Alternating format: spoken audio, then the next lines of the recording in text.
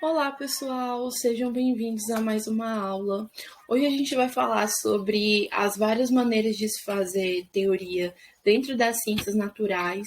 A gente vai perceber que isso também pode ser aplicado dentro das outras ciências, né? Ciências sociais, ciências humanas e assim por diante. E quando a gente para pensar sobre outras alternativas de fazer teoria, a gente vai perceber que não existe necessariamente um modelo pré-estabelecido e padronizado de como desenvolver uma teoria padrão dentro da ciência para você poder desenrolar a sua pesquisa científica. Vai existir várias formas, e a gente vai ver em alguns exemplos, como se a gente pode desenvolver essa linha de raciocínio, né? Como referência bibliográfica, a gente vai ter o texto do Ian Hankin, que é especulação, cálculo, modelos e especulação, aproximações, perdão. Está disponível lá no Classroom. E aí, quando a gente fala de teoria, a gente vai perceber que a teoria ela vai ser bem mais unificada do que a observação. Por quê? Porque quando a gente tem o primeiro momento de desenvolver a pesquisa científica, a gente vai parar para observar aquilo que nos chama atenção. Quando a gente faz esse processo de observação, a gente vai reparar quais são os efeitos, né, os fenômenos que acontecem a partir daquele objeto, como ele vai interagir com o meio que ele está inserido, como que é o resultado dele depois que esses fenômenos eles se manifestam. Então, a observação é o primeiro contato. Não tem como você deduzir ou como você já, estabelecer alguma coisa ou alguma hipótese se o seu primeiro momento é a observação. É quando você sai da sua zona de conforto e você se depara com aquilo que está trazendo um movimento diferente, né? E movimento que eu falo, um movimento de qualquer forma. O importante é você perceber que aquilo que te chama atenção pode gerar numa pesquisa científica. Pode te trazer um incômodo sobre o que aquilo ali realmente é, ou que ele aparenta ser, ou como ele pode influenciar o meio que você está inserido, ou influenciar suas relações interpessoais, não só com as pessoas, mas a sua relação com o mundo, enfim. Então, a observação é esse primeiro momento. Quando você começa a observar, e aí você começa a entender e a perceber e fazer essa análise, você vai entrar num momento de reflexão.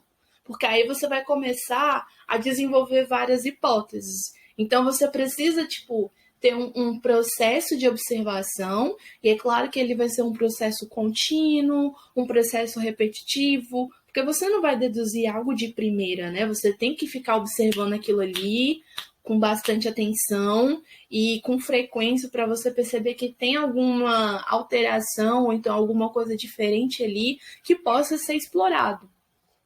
E aí, a partir desse processo de repetição, de continuidade que você observa, você começa a refletir. Você vai começar a desenvolver uma linha de raciocínio sobre o que aquilo ali pode ou não pode ser, o que aquilo ali pode ou não resultar. E aí você começa nesse processo de desenvolvimento de uma hipótese. E essa hipótese, ela pode ser válida ou não, a gente já chegou a falar sobre isso, até chegar numa teoria. E aí, um exemplo que a gente pode trazer mais vívido aqui, o efeito Faraday, né, que vai ser a relação que ele desenvolve entre a luz com o eletromagnetismo. Quando Faraday, ainda antes dele estudar sobre ciência, né, de forma mais ativa, quando ainda ele era um mero trabalhador que fazia encardenação, quando ele tinha muito contato com os livros, ele lia bastante, ele tinha essa educação autodidata, ele é convidado para participar de uma conferência, né, de uma palestra, coisa do tipo, do cientista da época famoso. Eu confesso que eu não me recordo no momento o nome dele. Mas ele fala, né, sobre a questão do álcool, coisas sobre luz, alguma coisa assim do tipo. E aí o Faraday, super estudioso, anota toda a palestra, né? E aí quando ele vai para casa e ele começa a estudar melhor, ele desenvolve um tipo de teoria, um tipo de pensamento, na verdade, né? Até porque ele vai tentar trabalhar com esse cientista famoso da época, que só muito depois ele consegue esse emprego, né?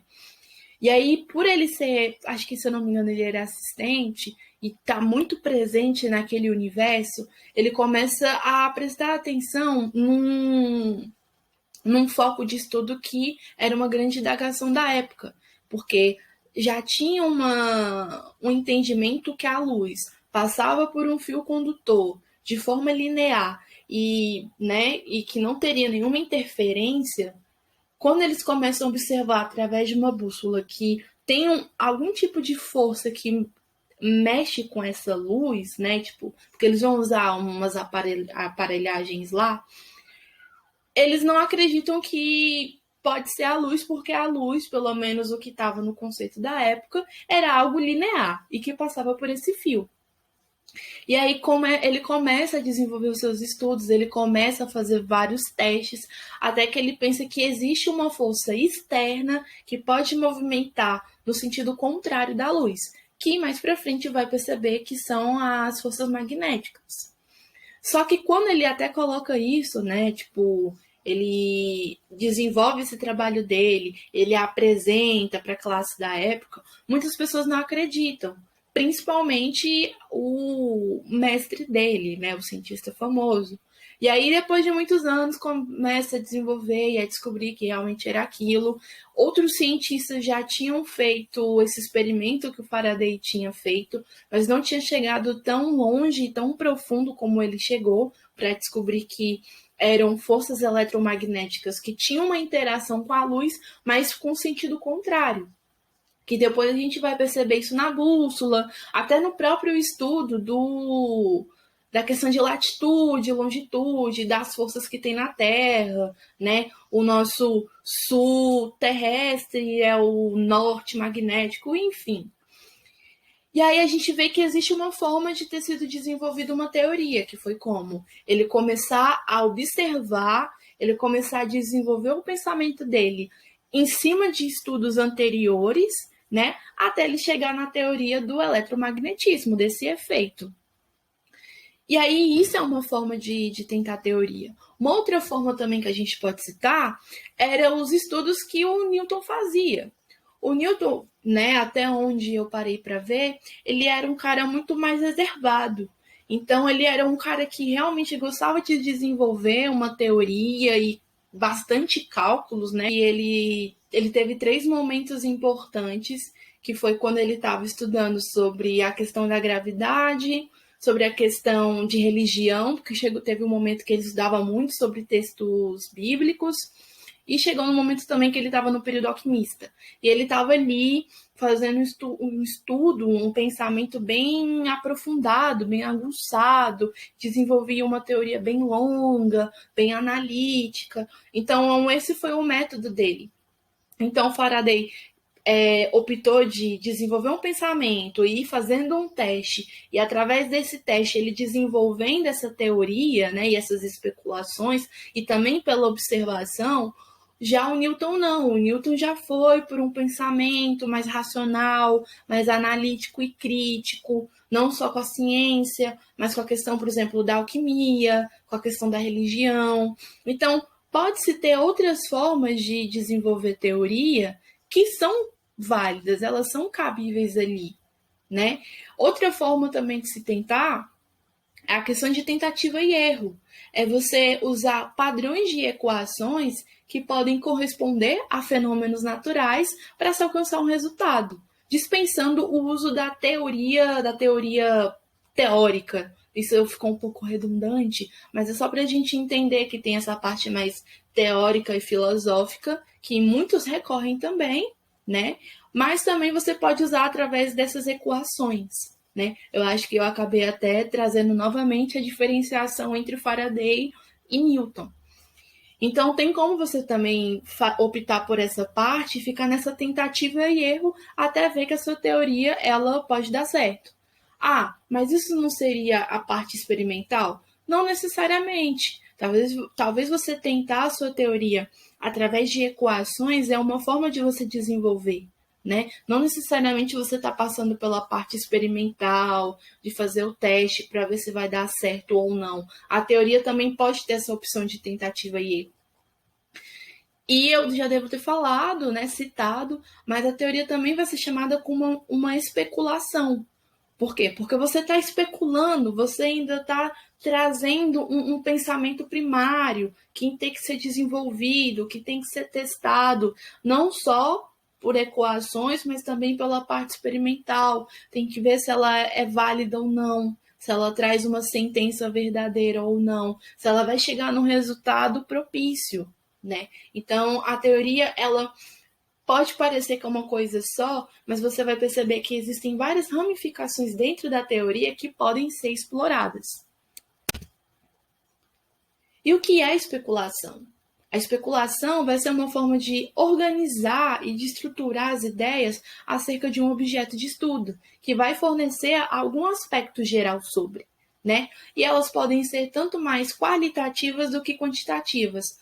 Por que isso? Porque mesmo que eu use equações para poder desenvolver uma teoria, vai ter muito mais a parte da qualidade, da sua essência, do que simplesmente trazer meros cálculos ou então uma demonstração que, tipo, olha, essa teoria. Eu preciso trazer uma qualidade, eu preciso trazer uma essência daquilo que eu estou falando. Será que aquilo ali tem um fundamento? Tem uma fundamentação específica, explorada, bem trabalhada e bem analisada para eu colocar numa linha de raciocínio lógica e mostrar que aquilo ali é um pensamento que eu estou explorando, que eu estou ali constituindo e que está sendo um dos primeiros momentos para aquela pesquisa científica, onde vai chegar a parte de experimentar, de fazer todo o processo do método científico.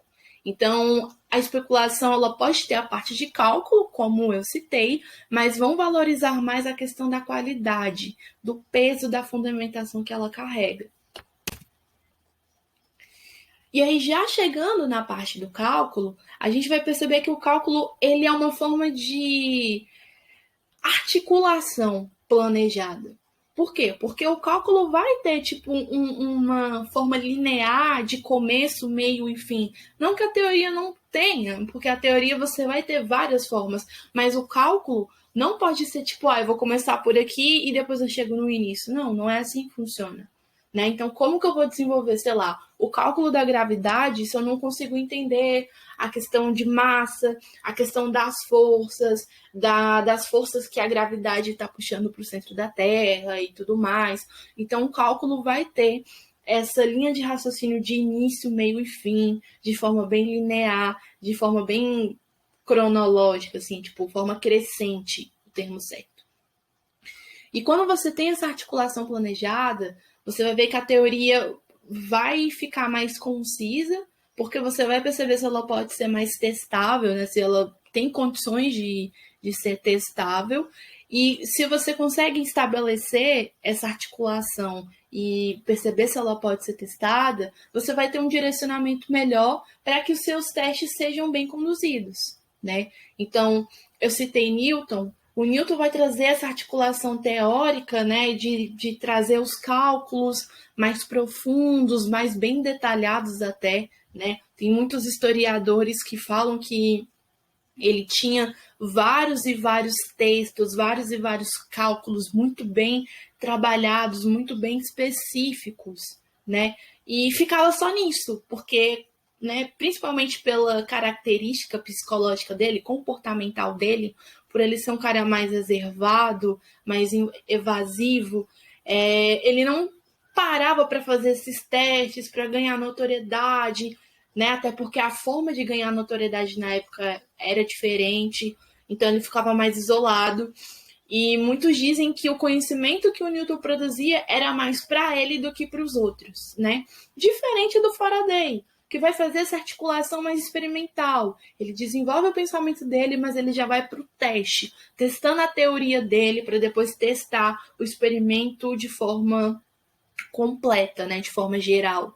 E aí ele é mais nessa parte ativa mesmo. Então você consegue ter dois tipos de cálculo, né, que vem através de uma articulação para dar mais fomentação, para dar mais consistência na teoria, para ver se ela pode ser testável ou não, para ver se ela pode ter um prosseguimento.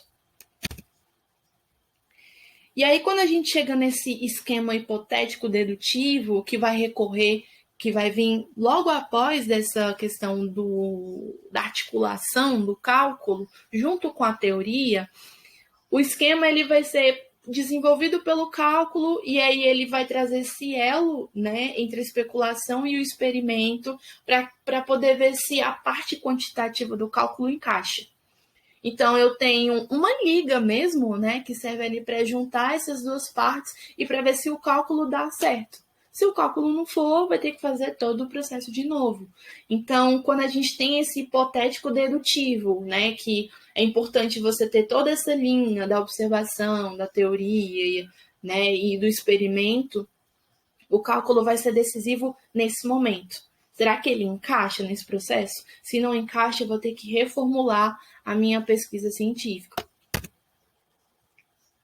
E nós temos os modelos. Os modelos, né, eles vão mostrar quais são os aspectos dos fenômenos naturais que são reais, que são verdadeiros e são, né, tipo, visíveis ali, se eles têm algum tipo de interligação com as teorias.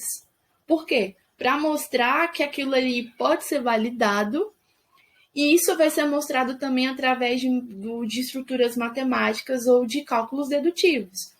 Então, quando a gente tem algum modelo científico, ele está ali para trazer esses aspectos, para fazer essa interconexão, né, entre os fenômenos e a teoria, né, tipo, ver se aquela observação está batendo ali com a minha reflexão, né, através do cálculo, ou então dessas estruturas. Por quê? Porque elas que vão provar de forma verídica, embasada, se aquele modelo está sendo exato, se aquele modelo ele tem algum tipo de veracidade e se ele pode ser continuado desenvolvido, para que eu continue o processo do meu método científico acerca do objeto que eu estou estudando, né? E ver se ele tem alguma validade. E aí, basicamente, é isso, né? O que ele vai trazer, essas formas de tentar a teoria, porque às vezes a gente tem na mente que a teoria é só essa parte intelectual, da parte do intelecto, filosófica. Não, ela pode ser puxada para a prática e você pode observar ela de outras formas, de outras maneiras. Então é isso, fiquem bem e até as próximas aulas.